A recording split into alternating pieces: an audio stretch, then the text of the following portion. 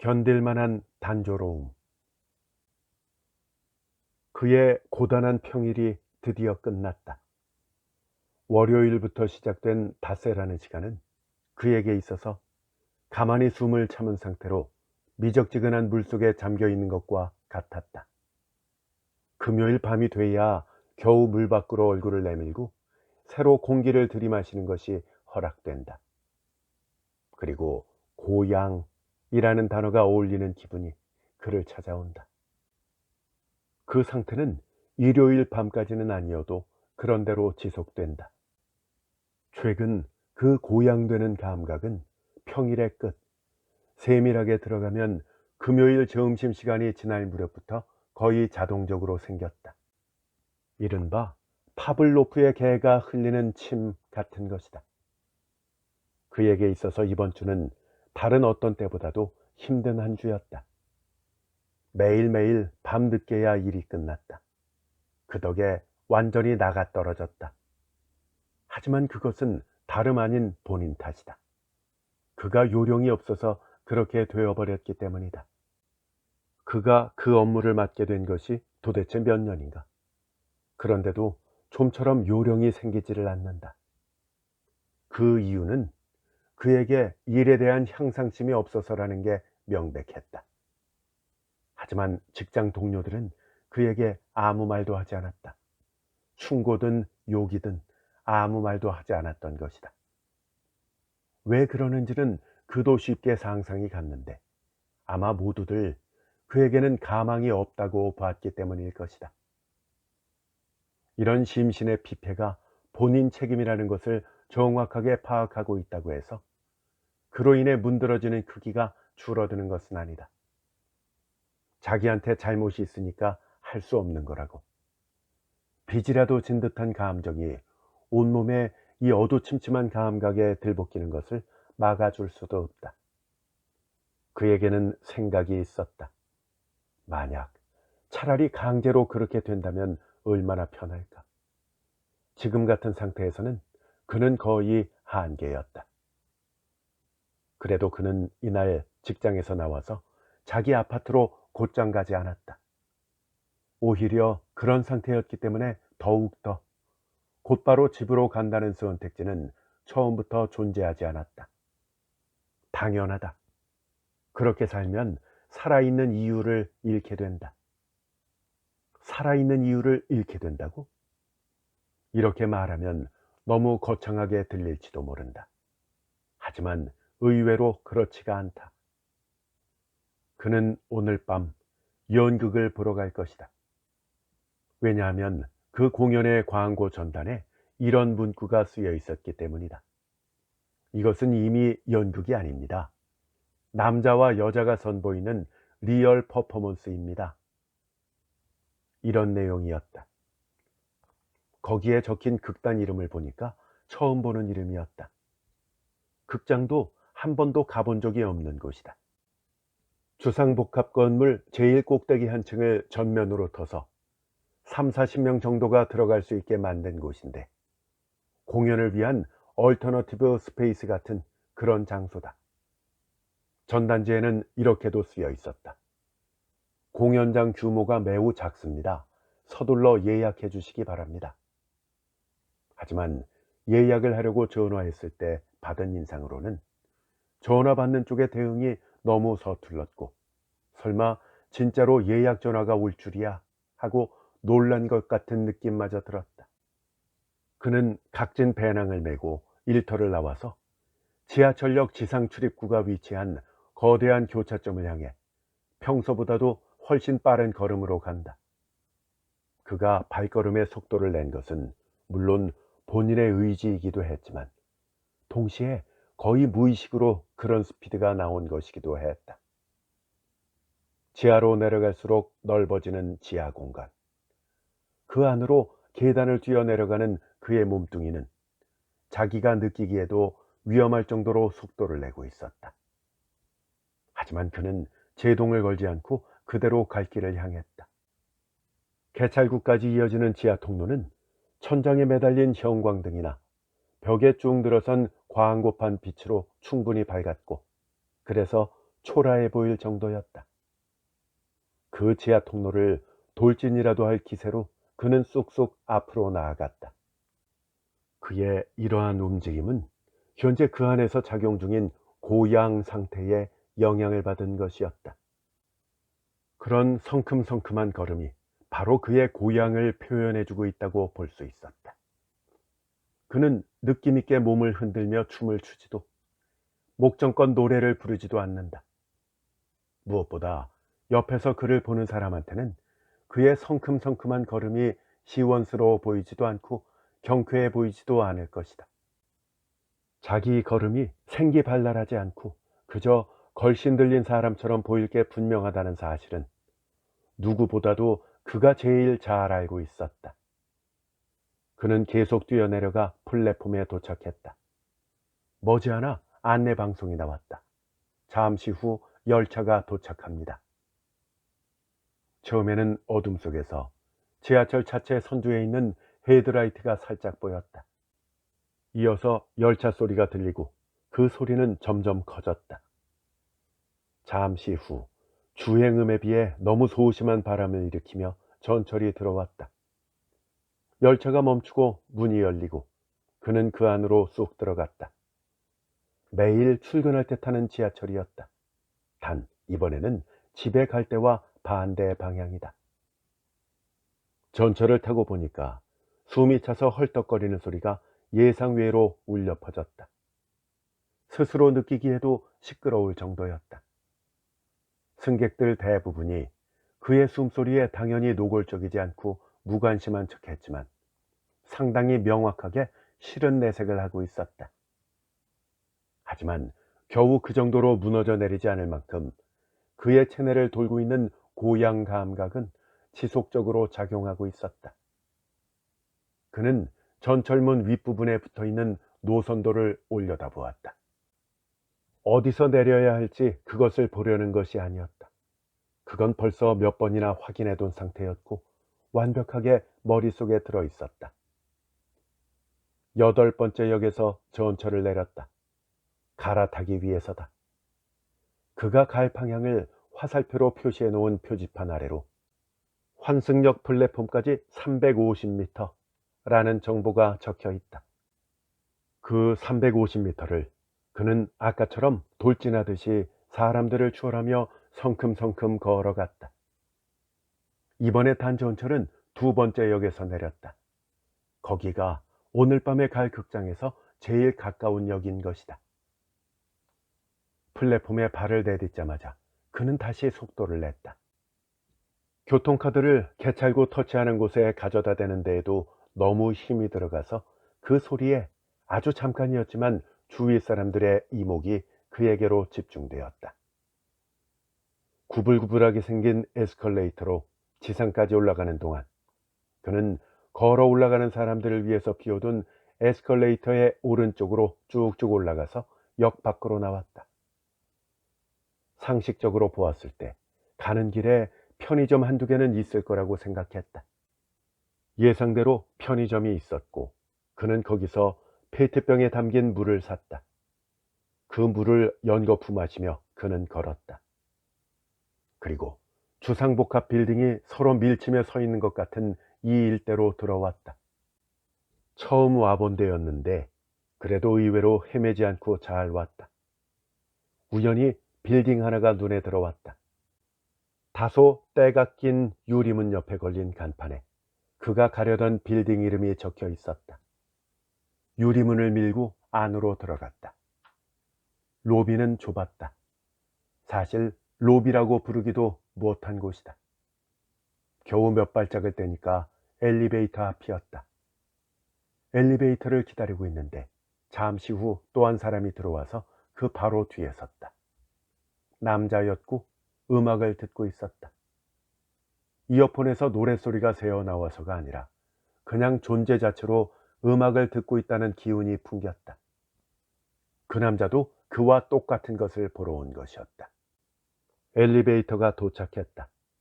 그래봤자 딱히 의미도 없지만 그는 문이 다 열리기도 전에 몸을 슬라이딩 하듯이 안으로 밀어 넣었다. 엘리베이터 벽 앞에서 방향을 뒤집어 그 남자를 본 순간 그는 놀랍기도 하고 굉장히 이해가 된다 싶기도 했다. 그는 그 남자가 자기와 너무 닮았다고 생각했다. 나이대도 같았다. 물론 외모가 닮았다는 뜻은 아니다. 단 사람을 계열로 분류했을 때 둘은 완벽하게 같은 계열이었다. 엘리베이터는 중간에 멈추지 않고 두 사람을 태우고 7층까지 한 번에 올라갔다.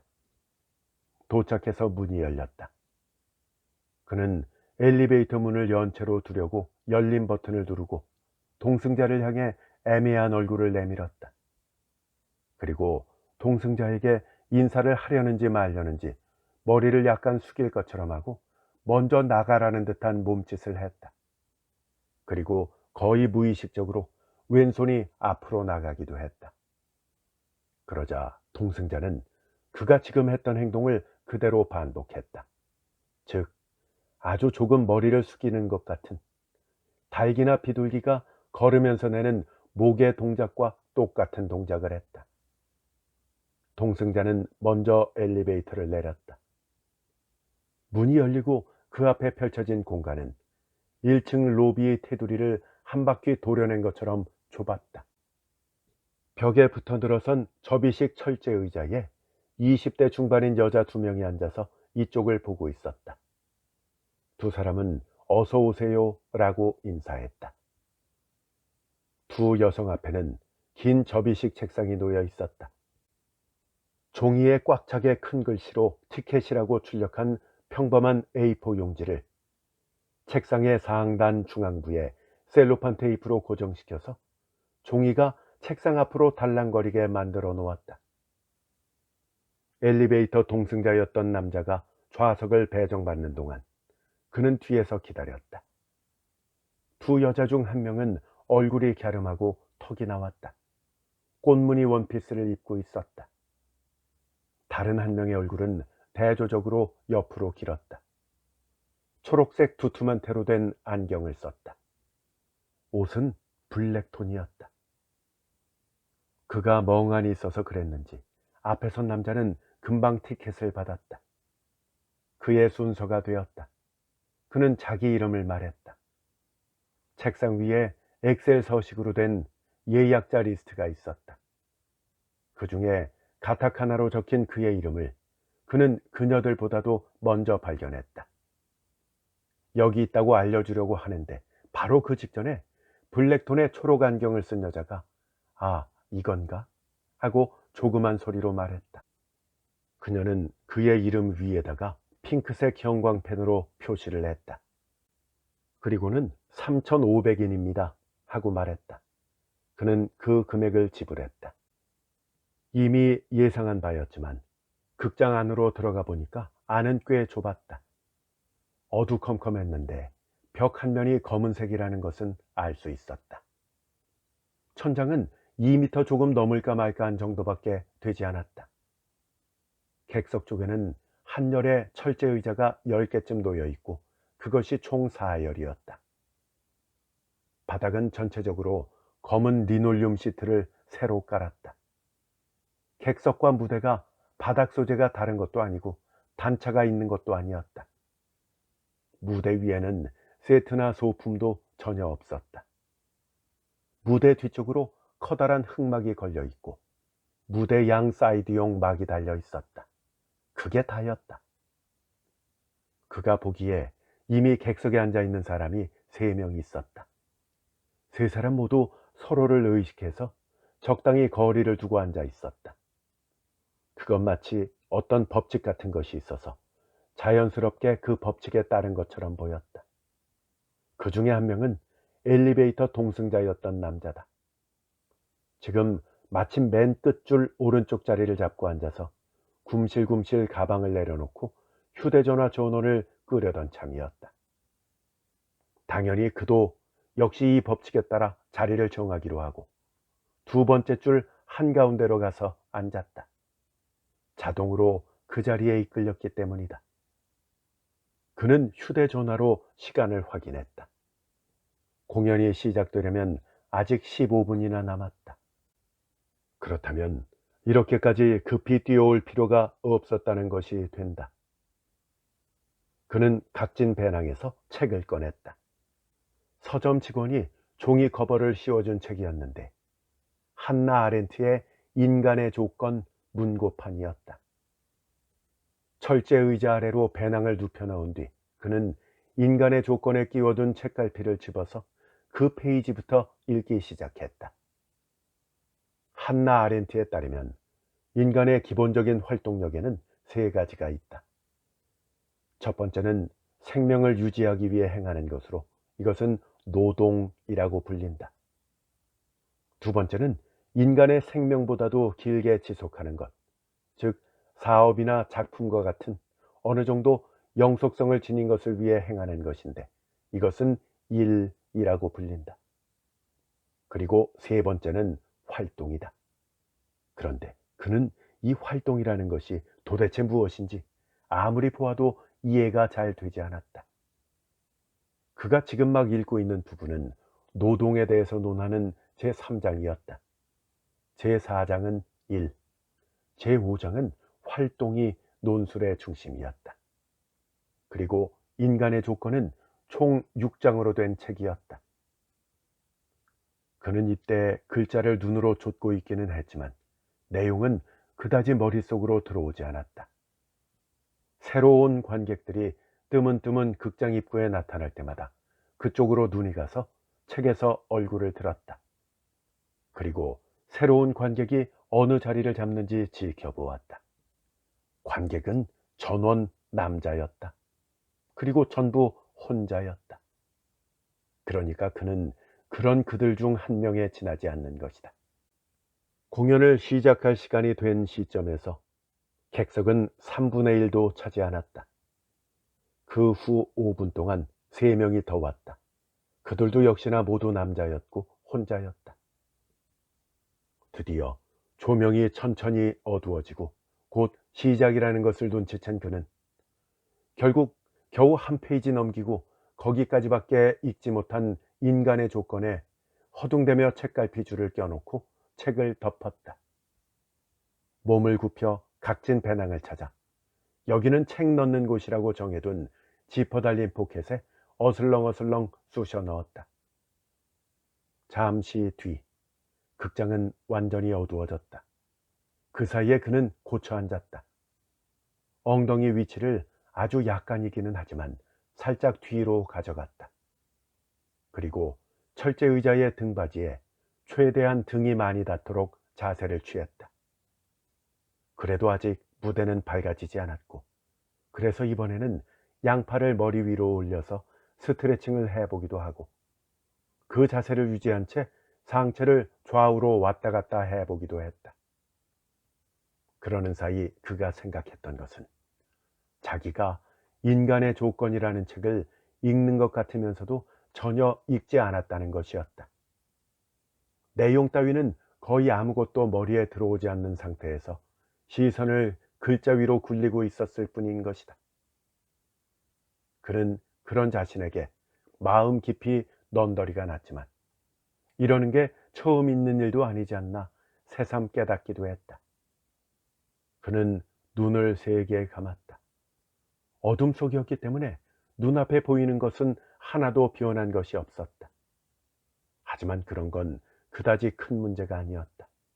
이때 그는 이런 생각을 하고 있었다. 꼭 감긴 눈을 경계로 해서 그 너머에 펼쳐진 이쪽과는 딴 세상 같은 그곳으로 여기서 휙 뒤집어서 자신의 존재 모든 것을 옮겨버리고 싶다고 생각했다. 이때 오래 지속되었던 암전 상태가 겨우 끝났다. 무대 위가 천천히 밝아지기 시작했다. 우선 그가 알 수 있었던 것은 무대 위에 사람 그림자가 2개 있다는 것이었다. 두 그림자는 1점 몇 미터 정도 거리를 두고 나란히 있었다. 양쪽 다 거의 움직이지 않았다. 그렇다고 얼어붙은 것처럼 미동도 안 하고 있는 것은 아니었다.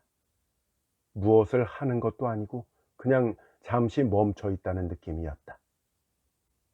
그러다가 그는 그 그림자 주인의 성별이 궁금해졌다. 한쪽이 남자라면 다른 한쪽은 여자일 테니 말이다. 두 그림자는 키도 몸집도 거의 같은 크기였다. 밝아지는 속도는 아주 느릿느릿했다. 그래도 오른쪽이 남자고 왼쪽이 여자라는 것을 차츰 알 수 있었다. 두 사람은 몸을 서로 마주보고 있었다. 하지만 서로 바라보고 있는 것은 아니었다. 이따금 서로를 바라보게 되기는 했지만 그건 길어야 4, 5초 정도였다. 몇 초에 그치지 않고 조금 더 오래 바라보았다면 두 사람은 금방이라도 몸을 붙여서 시시덕거릴 것이 틀림없었다. 두 사람이 그런 관계일 것이라는 건 틀림없어 보였다. 아니면 이제부터 그런 관계가 될 거라는 것을 전제로 이렇게 서로 마주하고 있는 것일지도 모른다. 그렇지만 그런 관계가 되기 직전에 둘 중 하나가 눈을 돌려버렸다. 그리고 눈을 돌린 것은 대부분의 경우 남자 쪽이었다. 외면한 시선은 주위, 예를 들면 바닥 위를 떠돌거나 무대 뒤 조명이 닿지 않는 부근이나 천장의 조명기기 사이를 힐끔힐끔 두리번거렸다.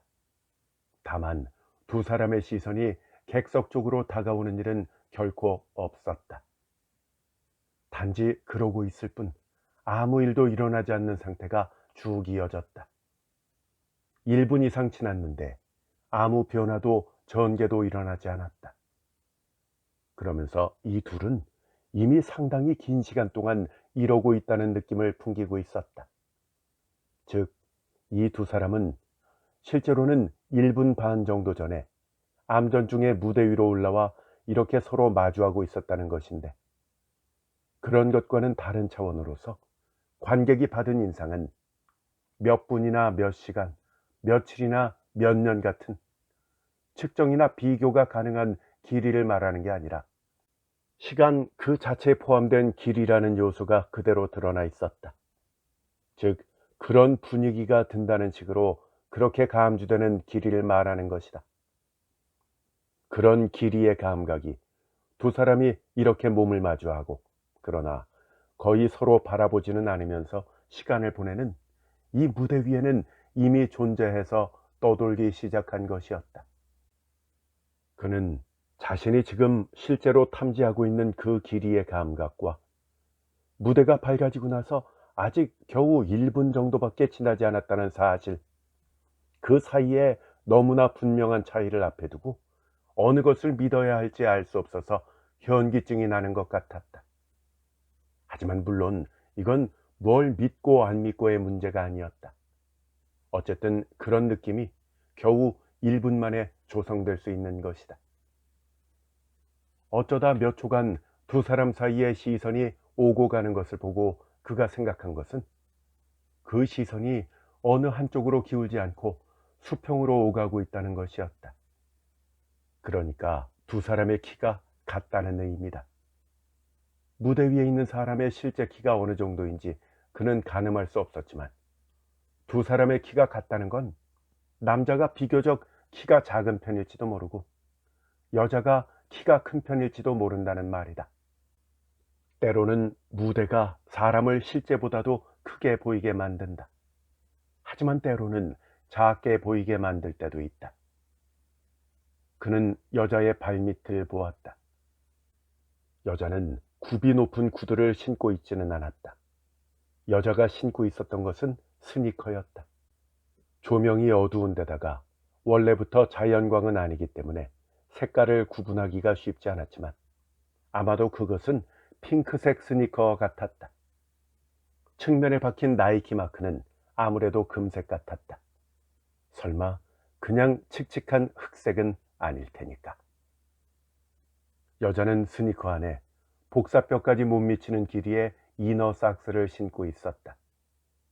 그가 그곳으로 의식이 간 것은 여자가 문득 오른다리 무릎부터 발끝까지를, 그러니까 허벅지 뒤쪽과 종아리가 붙을 정도로 들어 올리더니 오른손 검지와 중지를 신발 속으로 쑤셔 넣어서 한쪽 다리로 선 자세로 이너 삭스를 고쳐 신는 듯한 모습을 보였기 때문이다.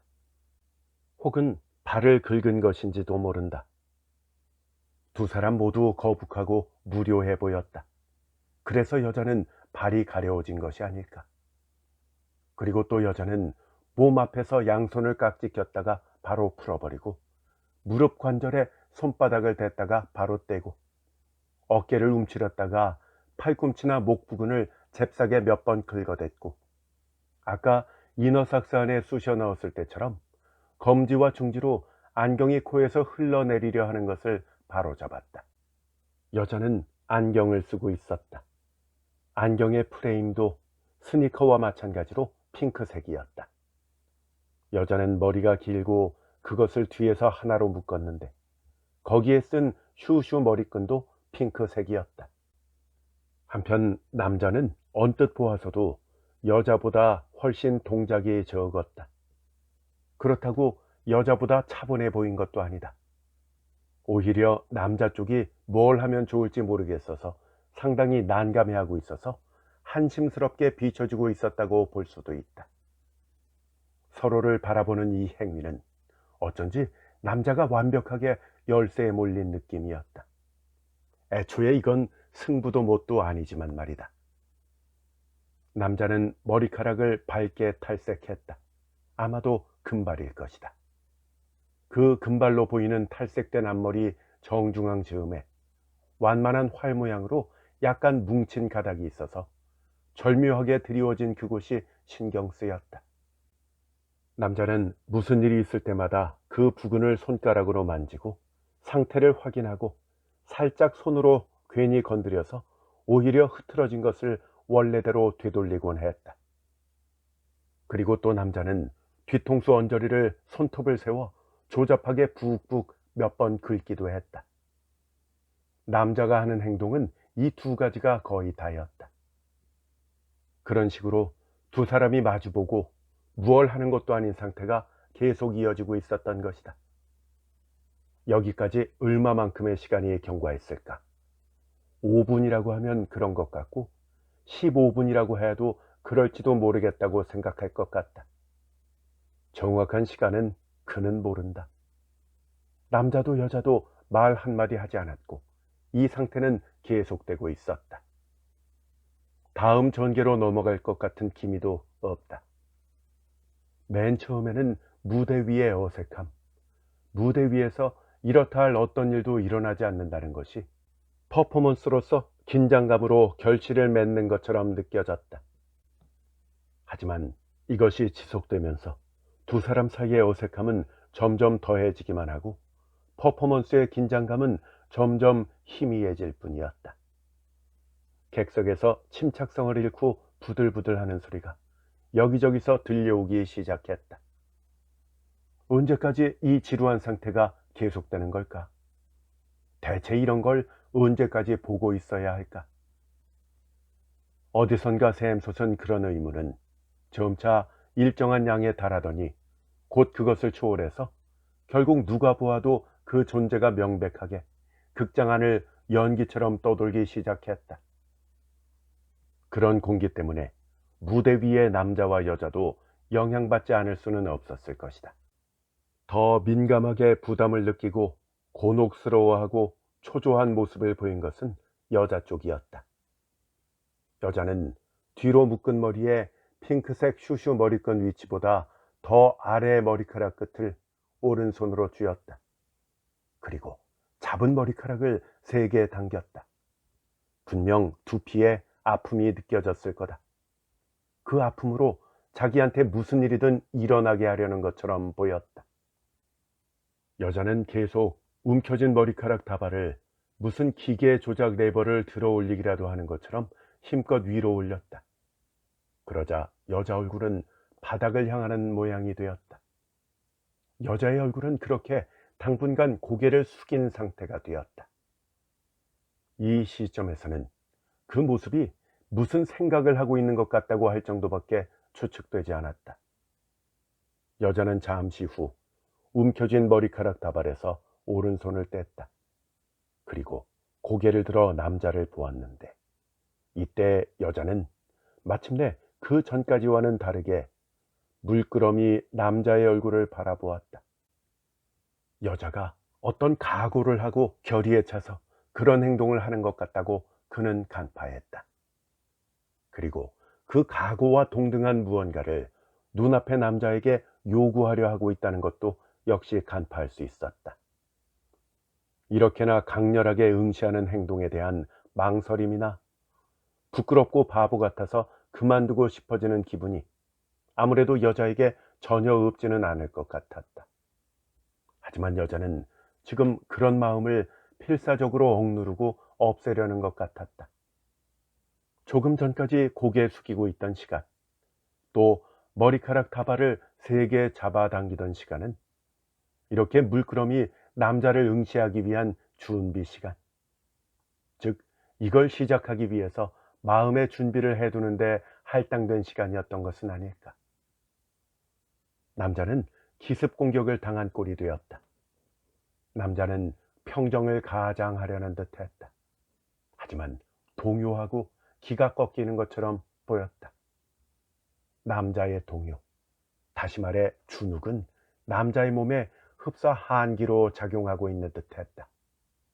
남자의 몸은 떠는 것처럼 보였다. 남자는 여자의 응시 속에 무슨 방법을 쓰든 여기에 대응해서 답해주기를 바라는 여자의 요구도 포함되어 있다는 것을 헤아리지 못하는 것은 아닌 것 같았다. 그런데 실제로 남자는 기가 죽어서 손을 쓸 엄두도 못 내고 있었다. 심지어 여자를 보는 것조차 제대로 못하고 있었다. 자연스레 고개를 계속 숙이고 여자의 시선을 전혀 알아차리지 못하는 척을 하는 것 같았다. 그건 너무나 뻔해서 보고 있자니까 노골적일 정도였다. 여자가 자기를 향하는 만큼의 강렬한 시선을 되받아칠 능력도 기력도 혹은 집중력도 남자에게는 명백하게 결여되어 있었다. 하긴 이건 눈을 크게 딱 뜨면 그걸로 되는 그런 단순한 것이 아니다. 눈을 크게 뜨다 보니까 남자는 곧 눈이 건조하다는 사실을 의식하고 만 것 같았다. 그걸 견디지 못하고 싱겁게 남자가 눈을 깜빡였다. 그리고 일단 눈을 깜빡이다 보니까 그때부터 곧바로 계속 버텨보려던 의지가 시들어서 꺾이고 말았다. 그러자 이제 여자를 보는 건 도저히 못할 정도는 아니지만 어쨌든 못한다고 말하는 것처럼 눈빛이 요동치는 것이었다. 그렇다고 이렇게 여자가 보고 있는데 맥없이 외면해 버릴 수는 없었다. 그래서 남자는 또 여자를 볼 수밖에 없는 것이다. 여자는 아까부터 조금도 변함없는 강렬한 시선으로 남자를 계속 바라보고 있다. 눈을 깜빡이는 빈도가 줄어드는 것 같기까지 했다. 조금 전까지는 다소 주저하는 모습이나 쑥스러움이 묻어났지만 이제는 그런 건 완전히 사라지고 상당한 박력까지 더해져 있었다. 그 정도의 박력을 눈앞에 두고 남자는 자기가 이렇게 비참한 인간이라는 것을 깨닫게 된 것 같았다. 게다가 남자는 이때 너무 동요한 나머지 돌이킬 수 없는 실수를 저지르고 말았다. 손으로 앞머리를 몽땅 쓸어 올려버린 것이다. 그때까지 신경질적으로 유지되고 있던 남자의 앞머리, 그 절묘한 커브와 델리케이트하게 드리워진 모양은 남자의 행동으로 인해서 한순간에 붕괴되고 말았다. 그것은 완전히 무의식 중에 저지른 과실이었다. 이제 어쩔 도리가 없었다. 그때 남자가 보인 표정은 희화적일 정도로 멍청해 보였는데 그때까지 남자의 모습에서는 상상할 수 없는 완전히 무방비한 것이었다. 남자는 그러고 나서 바로 이번에는 아주 정반대로 얼굴을 찌푸렸다. 마치 이 표정으로 방금 전에 멍청한 얼굴을 상쇄시키기라도 하려는 것 같았다. 하지만 그게 가능할 리가 없다. 남자는 찌푸린 표정을 끝내고 그 다음에는 아무 일도 없었다는 듯이 이전의 무표정으로 돌아왔다. 그리고 다시 두 사람이 마주하고 있기만 하는 시간이 무대 위에 다시 펼쳐졌다. 남자의 지금 무표정이 차분한 느낌을 조성하지는 않았다. 오히려 그 반대의 효과를 주었다. 그냥 꼼짝없이 자리에 서 있는 것이 이 무표정으로 인해서 강조되기만 할 뿐이다. 그런데 여자가 남자를 물끄러미 보고 있는 그 강렬함에 남자가 어떤 응답도 하지 않는다는 점에 있어서 사태는 아직 뭐 하나 진전되지 않고 있었다. 유야무야 해버릴 수는 없었다. 남자는 눈알이나 굴리고 있을 때가 아니었다. 똑바로 바라보기를 다시 도전하든지 아니면 그 이상의 무언가를 시도해야만 했다. 여자와 관객이 자기에게 무엇을 기대하고 있는지 남자가 전혀 모르는 건 아니었다. 그건 명백했다. 그 기대란 결국 남자 쪽에서 뭔가를 적극적으로 하는 것이다. 갑자기 밀어 넘어뜨리라는 말이 아니다. 예를 들면 손을 뻗어서 여자를 건드리는 것 같은 지극히 단순한 그리고 소프트한 것도 괜찮다. 우선은 손을 건드려 보는 것도 괜찮고 어깨도 좋다. 볼이나 이마나 목덜미, 한술 더 떠서 입술이나 가슴을 만지라는 게 아니다. 그런 곳은 적당한 수순을 밟고 조금씩 도달하면 된다. 불과 한 발이라도 좋으니까 남자 쪽에서 여자에게 접근해 거리를 좁히는 것도 좋다. 초점이 안 잡힌 요동만 치는 시선을 누르고 여자 쪽으로 돌아서서 그대로 똑바로 바라보면서 여자의 시선을 같이 버티도록 다시 시도해 보아도 좋다. 여자는 맨살 위에 바로 면 셔츠를 입고 있었다. 흰 바탕에 검은색인지 감색인지 폭이 가는 가로줄이 들어간 니트 천이었다. 그 가로줄은 목에서 가슴 위까지는 약간 넓은 간격으로 되어 있었고 아래로 내려갈수록 간격이 좁아졌다. 남자는 이때도 역시 아무것도 안 하려고 했다. 그 다음으로 넘어가는 것은 이번에도 여자였다. 여자는 먼저 자기 허벅지와 엉덩이 부근을 몇 번 세게 문질렀다. 그리고 양손 손바닥을 뒤통수나 목 아래쪽으로 가져갔다. 손바닥 살로 뒷덜미를 쓰다듬으려는 움직임도 있었다. 그 다음에는 의식적이면서도 집중적으로 양팔에 들어간 힘을 빼기 시작했다. 여자는 뒷덜미 부근에 가져가 대했던 손을 떼었다. 그리고 양팔을 치렁치렁 늘어뜨려서 그대로 흔들흔들 잔 진동을 만들었다.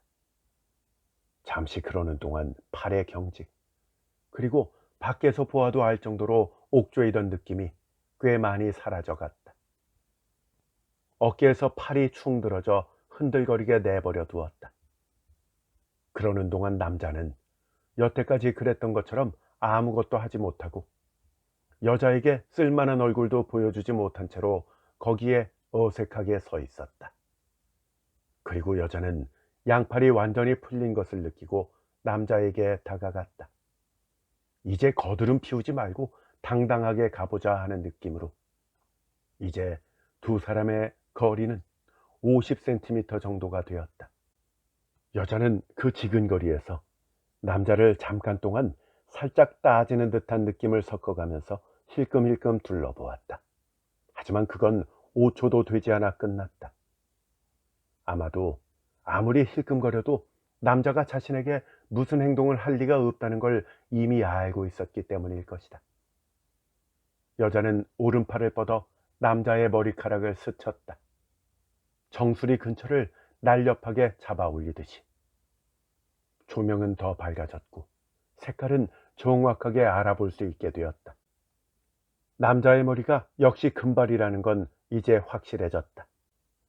그 다음 여자는 머리에서 손을 떼고 마치 로봇 팔을 흉내내는 것처럼 쭉 뻗은 팔을 그대로 내리더니 이번에는 남자의 왼손을 만졌다. 남자의 손은 손바닥을 위를 향하고 있었다. 마치 돈이나 음식 같은 그런 절실한 것을 요구하는 포즈로 보이기 쉽게 어정쩡하게 뻗은 남자의 팔은 한동안 그 모양을 유지하더니 잠시 후 손바닥을 뒤집어서 손등이 위를 향하게 만들었다. 손바닥에 휙 뒤집히는 모습은 마치 여자와 남자가 서로 맞춰서 그 타이밍을 정해 놓은 것처럼 보였다. 손등이 위로 가는 것을 기다렸다가 여자는 검지만 세우고 나머지 손가락을 접었다. 그리고 검지 안쪽의 살이 남자의 손가락 끝 왼쪽 중지의 손톱 윗부분에 닿았다. 거기를 꾹 눌렀다는 게 아니라 아슬아슬한 만큼만 스친 건지 아니지 애매할 정도로 그 아슬아슬함을 계속 유지하며 여자의 손가락은 천천히 남자의 손가락 위를 더듬어 올라갔다. 뼈가 앙상한 손가락의 등 부분을 타고 올라갈 때의 감촉을 남자는 때론 눈을 감고 때로는 눈을 뜨고 느끼고 있었다. 남자는 여자의 손가락이 조금이라도 뻗어가기 편하게 손목을 굽히고 손등 각도를 가능한 한 여자에게 수직이 되도록 해주었다. 그런 몸짓은 객석에 앉아있는 그의 눈에는 남자가 더 어루만져 주기를 바라는 것으로밖에 보이지 않았다. 남자는 펼쳐놓은 손에 살짝 힘을 주었다. 그렇게 해서 조금이라도 근육을 더 또렷하게 도드라지게 만들었다. 그러자 남자의 손가락 등 부분의 두 번째 관절에 약간 오목한 곳, 그리고 그 오목한 부위를 감싸는 주름이 드러났다. 여자의 손가락은 손가락 뼈가 튀어나오는 부분 위를 타고 그 오목한 부분의 위도 지나갔다. 그리고 손가락과 손바닥의 경계 부근까지 가서 손등 표면을 지나 손목이 있는 곳까지 갔다. 거기서 중지의 길은 끝이 났고 여자의 검지는 그곳을 떠나 다음 손가락으로 옮겨간다. 여기서 다음 손가락이란 약지였다. 약지의 손톱 위로 여자의 손가락은 날아올랐다. 그리고 또 천천히 앙상한 손가락 위를 타기 시작한다. 약지를 끝으로 여정이 끝나자 이제 여자의 손가락은 새끼손가락 손톱 위로 갔다. 그리고 작은 손가락의 능선부터 손등을 향해 어루만져 갔다. 그 다음에는 엄지였다. 엄지도 끝나고 손가락 5개 중에서 마지막으로 남은 건 검지였다. 검지 다음에는 다시 중지가 되었다. 그래서 이 일련의 무슨 의식과도 같은 것은 드디어 끝이 났다. 그 사이 남자에게서는 점점 쾌감을 참고 있는 것 같은 표정이 보이는 것 같았다. 그건 보고 있기 힘든 볼썽사나운 얼굴이었다. 남자는 언제부턴가 오른팔을 허리에 두고 있었다. 그리고 허리를 앞으로 누르거나 등을 뒤로 젖히면서 여자가 자기 손을 덧그리게 내버려 두었다. 남자는 중간에 허리에 대고 있던 오른손을 획 돌려서 손바닥을 위로 향하게 하고 거꾸로 손을 쥐었다. 그로 인해 남자의 팔꿈치는 전보다 더 튀어나왔고 허리도 더욱 밀려나왔다. 그리고 또 남자는 턱을 쭉 잡아당겼다. 마치 기념사진 촬영 직전에 사진작가의 말을 듣고 그렇게 하는 것처럼 보였다. 이것이 그가 본 쾌감에 몸을 맡긴 남자의 모습이다. 왜 이런 것을 보고 있어야 할까? 그는 알 수가 없었다. 굉장히 어이가 없어지기 시작했다. 남자의 쾌감은 여자의 손가락이 스치는 살 한 점에서 시작돼서 남자의 몸 전체로 신경회로를 통해 단숨에 흘러가는 것처럼 보였다. 아니면 하나로 연속된 살 전체를 물들이는 것처럼 전신을 향해 순식간에 그 쾌감이 퍼져가는 것 같았다. 그런 식으로 남자가 만족스러워하는 모습은 그를 진절머리 나게 만들 뿐이었다. 애당초 왜 이런 걸 보러 온 것일까? 남자는 여자의 팔꿈치 윗부분과 가슴 근처로 자꾸만 시선을 두었다. 남자의 의식은 티셔츠의 무늬 쪽을 향할 때도 있고 이렇게 옷으로 덮인 육체 쪽을 향할 때도 있어서 그 둘 사이를 끊임없이 흔들거리며 나부끼고 있다. 면티의 줄무늬 간격이 위에서 아래로 빼곡하게 쭉 이어지는 것은 굉장히 단순한 것이다. 무대 위의 남자에게 일종의 착각 같은 것을 불러일으키고 있었다. 이때 그는 이미 행해지고 있는 이 퍼포먼스 때문에 잡쳐버린 기분에 더욱 결정적인 연타가 가해졌다는 것을 깨닫게 되었다. 문득 시선이 머문 곳에서 알게 되어버린 것이다. 무대 위의 남자는 지금 발기에 있었다. 남자가 기묘하게 몸을 움직이고 있던 이유가 바로 그것이었다. 남자는 표면이 희미하게 광택이 나게 가공 처리된 치노 팬츠를 입고 있었다. 옷감은 짙은 감색이었다. 퍼포먼스가 시작되었을 무렵과 비교하면 무대를 비추는 조명의 광량도 꽤 많아졌다. 그래서 그 치노 팬츠가 검은색이 아니라 짙은 감색이라는 것이 지금은 확실했다. 남자의 상반신은 밝은색 반팔 셔츠였다. 옷깃을 크게 열어둔 개방적인 셔츠였다. 남자의 쇄골과 목 근처는 붉은색을 띤 반점이 몇 개 보였는데 그 붉은 정도가 남자가 느끼는 쾌감의 정도와 상관이 있어 보였다. 남자는 조금만 더 하면 헐떡거리는 소리를 낼 기세였다. 그것을 온 힘을 다해 참고 있는 것 같았다. 그리고 눈을 감지 않고서는 못 있을 것 같기도 했다. 남자는 여자의 손가락으로부터 전해지는 것 같은 쾌감에 처음부터 그렇게까지 당한 것은 아니었다. 눈을 뜨고 있는 것도 하나도 어렵지 않았다. 하지만 이제는 그럴 여유가 없어진 것처럼 보였다. 남자는 이를 악물지 않고서는 못 버틸 것 같았다. 이를 악물지 않으면 자기 몸 여기저기에 난 구멍에서 쾌감이 흘러나와 뿔뿔이 흩어져 사라질 것만 같았다. 하지만 아무리 그래도 남자는 왜 아까부터 여자의 애무에 아무런 반응도 하지 않고 있는 것일까? 기분이 너무 좋아서 그럴 여유가 없는 것일까? 그런데 정말 그럴까? 여자는 데님 스커트를 입고 있었다. 하얀색 스티치가 들어간 것이었다. 검은색 속바지로 감싼 다리가 보였다. 속바지는 무릎까지 오는 길이었다. 무릎을 살짝 덮는 데서 속바지의 끝단은 레이스로 되어 있었다. 이대로 있다간 남자의 손이 그 안으로 들어가는 전개도 바랄만하지 않을까? 그는 이 퍼포먼스를 보겠다고 처음 왔을 때부터 여자의 가슴이 드러나거나 여자가 숨차하는 모습이 보고 싶다는 욕구를 가지고 온 것이 아니었다. 당연한 일이다. 왜냐하면 아무 정보도 없이 그냥 온 거니까. 그런데 어느 틈에 이 지경이 됐다. 이건 정말이지 정상이 아니다.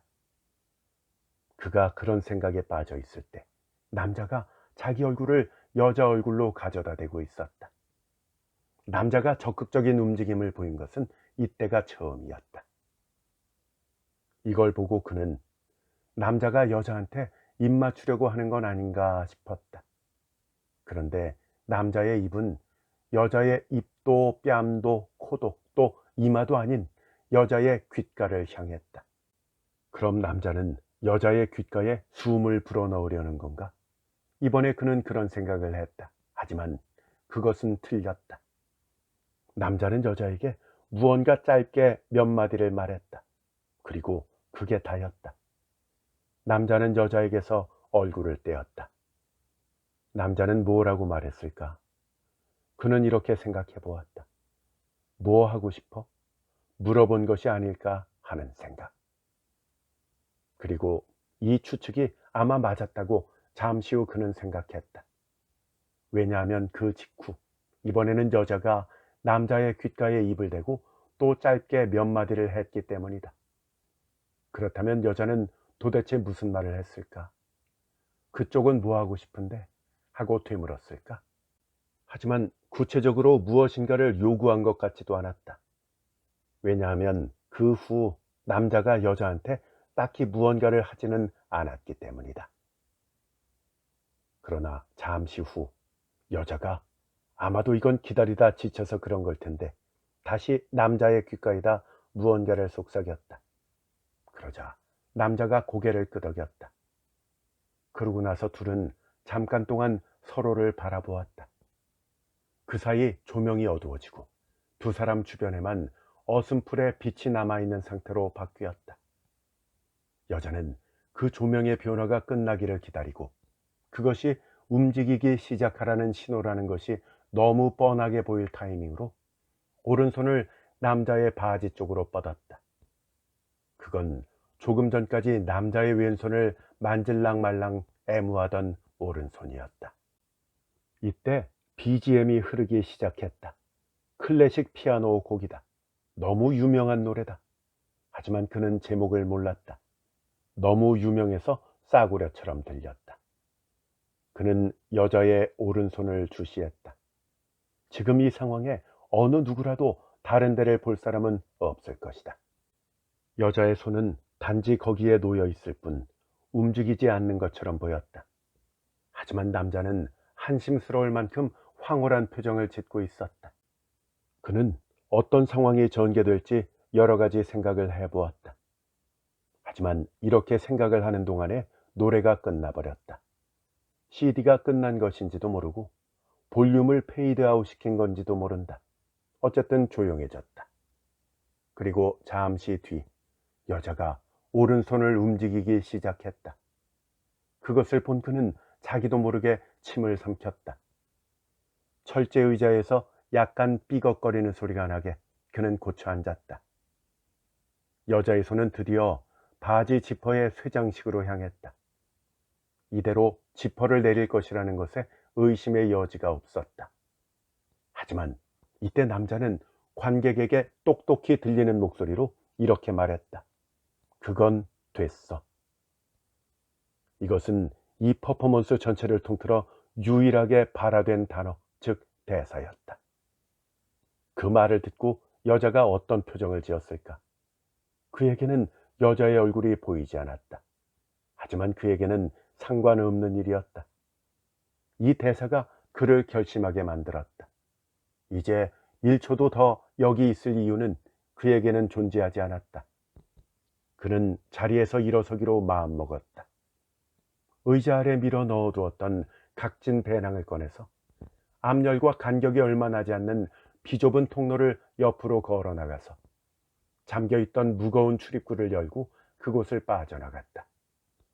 그리고 그 문은 뒤에서 조용히 닫혔다. 물론 무대 위의 퍼포먼스는 계속되었다. 그가 나갔다는 것을 최대한 신경 쓰지 않으며 두 사람은 무대 위에서 계속 연기했다. 그건 됐어 하고 남자가 말하고 여자는 그 말에 따라 지퍼 쇠장식에서 손을 떼었다. 그리고 바지 위로 다시 오른손을 살며시 올려놓았다. 그리고 그 오른손으로 아주 작은 원을 그리듯이 찔끔찔끔 움직였다. 어쩌면 아까부터 그러고 있었는지도 모른다. 그러다가 갑자기 조명이 바뀌었다. 암전이다. 극장 안이 어둠에 휩싸였다. 그걸로 퍼포먼스가 끝이 났다. 머지않아 객석 쪽 조명이 밝아졌다. 그땐 이미 무대 위에 아무도 없었다. 짝짝짝 듬성듬성 박수가 나왔다. 공연이 시작된 지 딱 1시간 정도가 지나 있었다. 관객들은 하나둘 자리에서 일어났다. 객석 맨 앞줄과 무대 사이의 통로에는 극장 밖으로 나가기 위한 줄이 생겼다. 천천히 앞으로 가는 줄에 서서 관객들은 모두 아무 말이 없었다. 그런 걸 보고 나서 도대체 무슨 말을 해야 할까? 갑자기 불쾌한 목소리가 큰 소리를 냈다. 저기요, 이런 공연을 해도 되는 거예요? 불쾌한 목소리라고는 했지만 욕지거리를 해본 적이 그다지 없을 것 같은 목소리였다. 이거 누가 경찰에 신고하면 어떻게 될 것 같아요?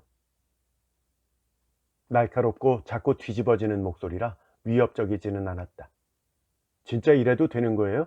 이건 아니죠. 이건 그냥 야비한 외설이지. 이런 거 연극이 아니잖아요. 목소리의 주인공은 줄을 설 생각이 없었다. 자리에 앉아서 철제 의자 위로 무릎을 올려 움츠린 자세였다. 어느 틈에 극장 안을 정리하려고 들어온 스텝 한 명을 붙잡고 그 스텝한테 그런 말을 하는 것이었다. 누가 잡혀있나 보았더니 공연 전에 티켓 박스에 있던 꽃무늬 원피스를 입은 여자였다. 그녀는 껌을 씹고 있었다. 이 남자한테 어떻게 대응해야 할지 모른 채로 노골적으로 당황했고 또 불편해했다. 그때 다른 목소리가 들렸다. 아니, 난 오히려 이걸로 끝난 게 맞아? 그 목소리가 말했다. 겨우 이거 보여주고 관객한테 돈을 받아도 되는 거예요? 이 목소리는 앞선 목소리와 비교했을 때 보다 분별이 있는 느낌이었다. 분별이 있다는 점을 강조하면서 하고 싶은 말을 하는 느낌이었다고 할 수 있다. 이걸로 3,500엔을 받는 건 너무하잖아요.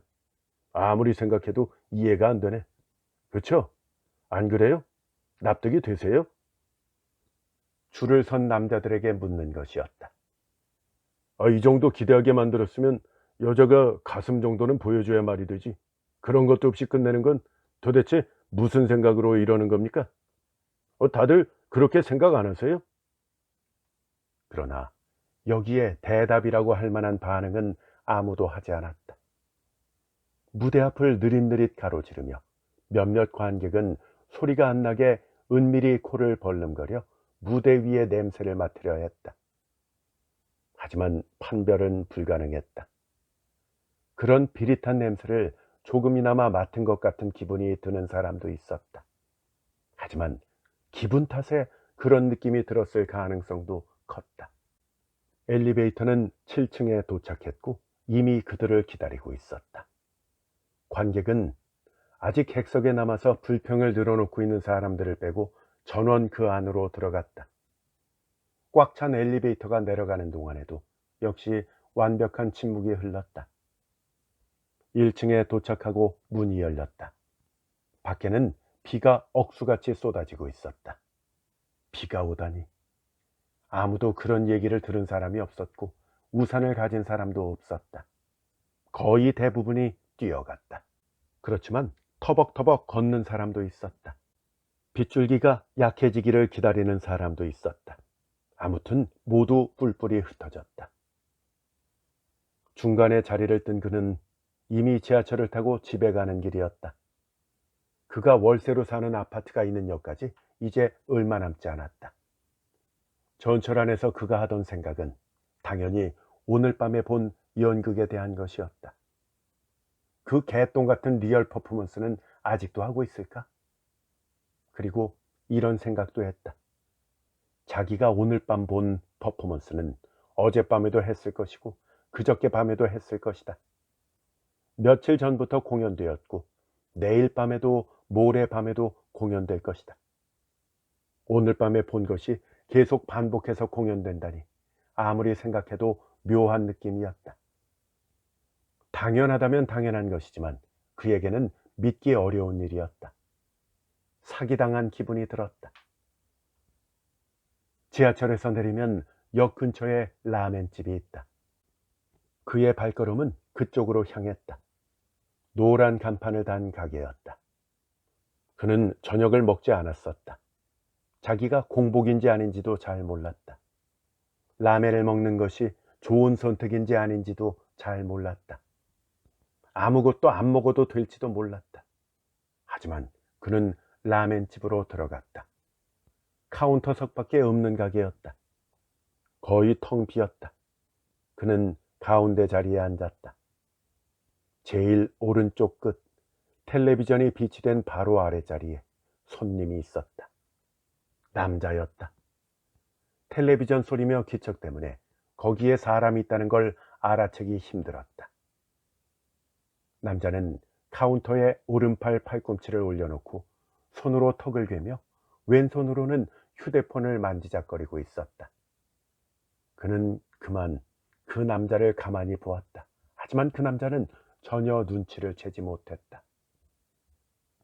가게 점원이 그에게 왔다. 그는 주문을 했다. 점원은 다시 주방으로 갔다. 그는 인간의 조건을 질리지도 않는지 또 펼쳐 읽기 시작했다. 카운터에 손가락 끝이나 팔꿈치가 닿자 제대로 닦이지 않은 기름이 묻어 끈적거렸다. 역시 지금도 책 내용보다는 그런 게 더 신경이 쓰였고 중요한 글들은 제대로 머릿속에 들어오지 않았다.